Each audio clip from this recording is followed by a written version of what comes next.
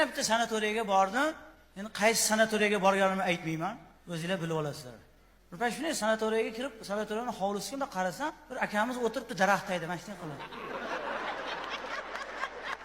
Betlari kirib ketgan ichiga. Ko'zlari katta-katta bo'lib ketgan bechora. Ozgina mana shunday qo'tir.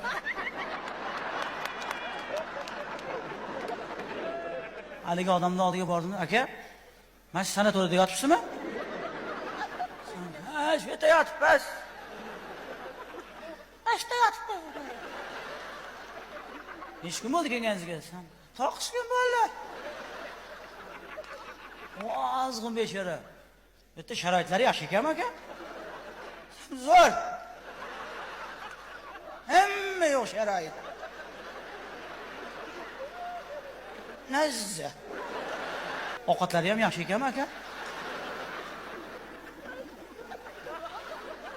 Bitta non bersang aytaman.